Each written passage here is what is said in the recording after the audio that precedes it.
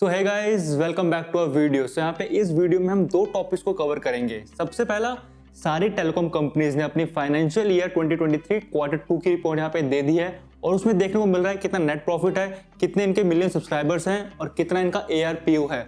तो यहाँ पे सारे नंबर्स को देखेंगे और इन नंबर्स को हम प्रीवियस क्वार्टर से भी कंपेयर करेंगे। तभी मुझे लगता है कि अगर मैं नंबर बता रहा हूँ आपको तो वो एक रेफरेंस से समझ आते हैं। अगर मैं बिना रेफरेंस को आपको नंबर बताऊं तो वो इतना मीनिंगफुल नंबर नहीं लगते। तो हम पिछले क्वार्टर की भी रिपोर्ट देखेंगे, इस क्वार्टर की भी रिपोर्ट देखेंगे और सेकंड टॉपिक जो इस चैनल का फेवरेट टॉपिक है वो है BSNL 4G कब तक आपको देखने को मिलेगा। एक छोटी सी अपडेट आई है, उसको भी हम डिस्कस करेंगे। अब बिना किसी देरी को स्टार्ट करते हैं। तो सबसे पहले सारी टेलीकॉम कंपनीज की यहाँ पे रिपोर्ट को ही देख लेते हैं। अब मैं जब वर्ड यूज कर रहा हूँ सारी टेलीकॉम कंपनीज, तो मेरा मतलब यहाँ पे एयरटेल, जियो, वी से है। BSNL का डाटा इतनी इजीली अवेलेबल नहीं होता नेट पे, तो उसे हम कंसीडर यहाँ पे नहीं कर रहे हैं। तो यहाँ पे सबसे पहले कंपनीज के ARPU की ही बात करते हैं। अगर आपको नहीं पता ARPU क्या चीज है, मैंने सेपरेट वीडियो में बताया है, आओ जाकर देख सकते हो, आपको काफी इंफॉर्मेशन मिल जाएगी इसके बारे में। तो देखते हैं कंपनी का कितना ARPU था क्वार्टर 1 में और बढ़कर अब क्वार्टर 2 में कितना हो चुका है।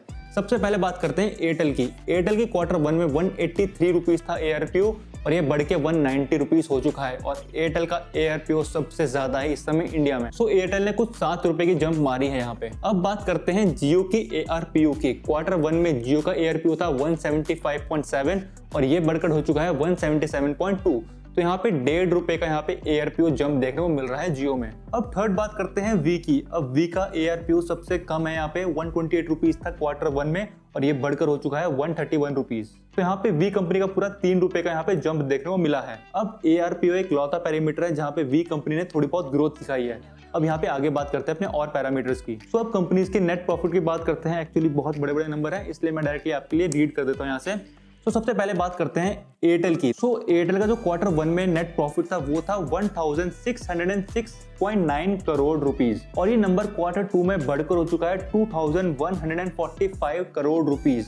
अब बात करते हैं जियो की। जियो का यहाँ पे क्वार्टर 1 में था 4530 करोड़ रुपीज और ये बढ़कर हो चुका है 4729 करोड़ रुपीज।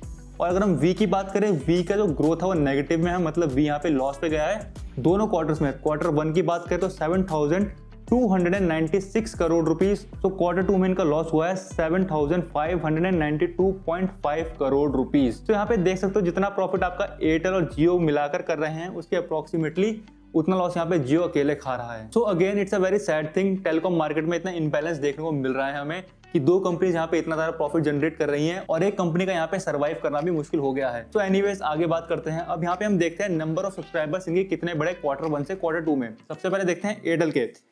एयरटेल क्वार्टर 1 में थे 362 मिलियन और ये बढ़कर हो चुके हैं 364 मिलियन। यहाँ पे 2 मिलियन का यहाँ पे गेन देखने को मिल रहा है एयरटेल में। अब अगर हम जियो की बात करें तो जियो के सबसे ज्यादा सब्सक्राइबर हैं। क्वार्टर 1 में जियो के थे 420 मिलियन और ये बढ़कर हो चुके हैं 427.6 मिलियन। तो यहाँ पे 7.6 मिलियन की ग्रोथ देखने को मिल रही है नंबर ऑफ सब्सक्राइबर्स हैं जियो के। और उसके बाद अगर हम बात करें वी की, अगेन यहाँ भी वी को लॉस देखने को मिल रहा है।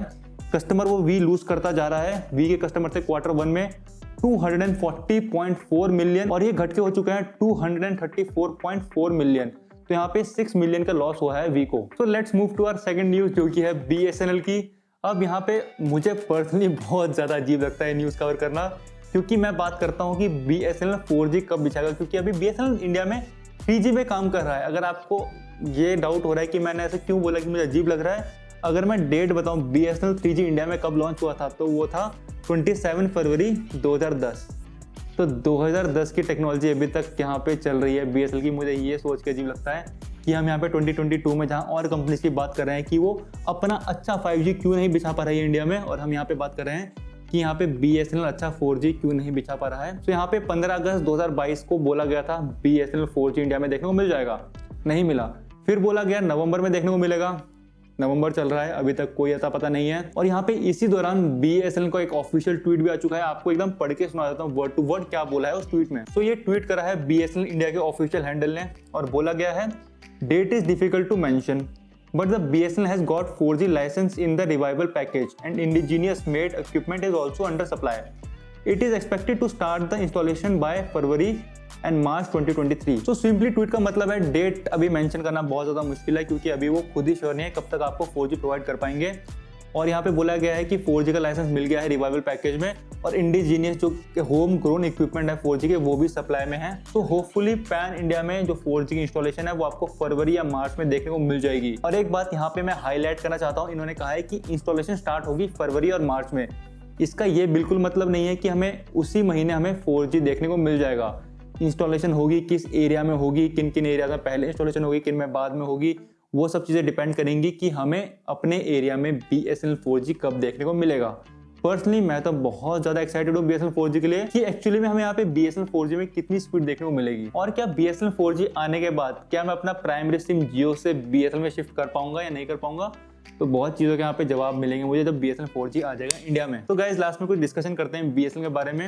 अब कितनी अजीब बात है, जो कंपनी सरकार के लिए इतना प्रॉफिट जनरेट कर रही थी 10 साल पहले तक, वो कंपनी यहाँ पे अब बहुत ज़्यादा लॉस दे रही है गवर्नमेंट को। तो यहाँ पे मैं इमेजिन करता हूँ कितनी ही बेकार मैनेजमेंट होगी BSNL की, कि जो इतनी अच्छी कंपनी थी, जो टॉप कंपनी थी इंडिया की, वो अब इस हालत में पहुँच चुकी है। आपकी क्या राय है इस बारे में कमेंट सेक्शन में जरूर बताना। और अगर आपको पूरा जानना है BSNL के बारे में कि BSNL पहले कितना अच्छा परफॉर्म करता था, कैसे उसका जो परफॉर्मेंस अच्छा था वो बुरे से बहुत बुरा हो गया और जो प्रॉफिट था वो लॉस पे हो गया, तो इसके ऊपर मैंने सेपरेट वीडियो बनाई, आपके सामने आ रही होगी, आप जाकर देखना, आपको बहुत ज़्यादा इन्फॉर्मेशन मिलेगी कि क्या क्या रीजंस थे, कोर रीजंस कि BSNL की आज ये हालत है। अब यहाँ पे मिलते हैं नेक्स्ट वाली वीडियो में। जय हिंद।